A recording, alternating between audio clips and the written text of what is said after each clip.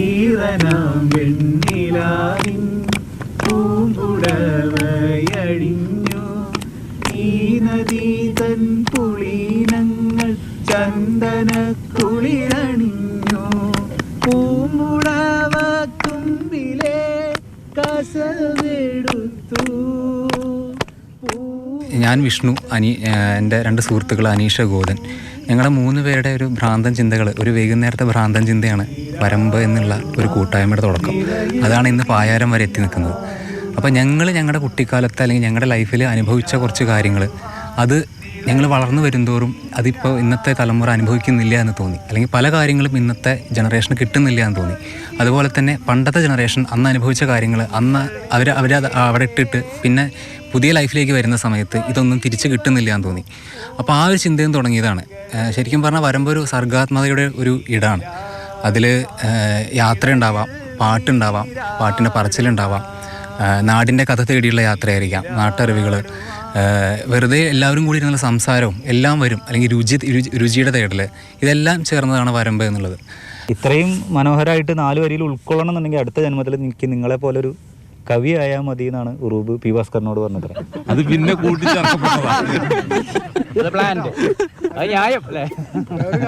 ഈ തിരക്കിനിടയിലും പറയുന്നത് കേൾക്കുക എന്നുള്ളത്, അപ്പോൾ അത് നമ്മുടെ ഒരാളുടെ ക്രിയേറ്റീവ് സ്പേസും കൂടി നമ്മൾ അതിനെ എക്സ്പ്ലോർ ചെയ്യാനുള്ള ശ്രമം കൂടിയാണ്.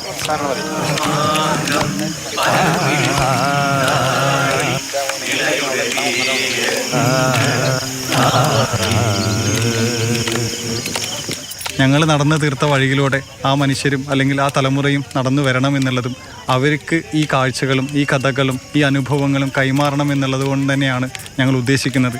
എല്ലാ വരമ്പിൻ്റെയും അവസാനം ഞങ്ങൾ പറയുന്നൊരു വാക്കുണ്ട്, നിങ്ങളായി വന്ന് നമ്മളാവുക എന്നുള്ളത്. ഈ പുതിയ കാലത്ത് ഒരുപാട് തിരക്കുകളുള്ള ജീവിതത്തിൽ നമ്മളാകുന്നൊരു ഇടങ്ങൾ ഉണ്ടാക്കുക എന്നുള്ളത് തന്നെയാണ് വരമ്പ് ഉദ്ദേശിക്കുന്നത്.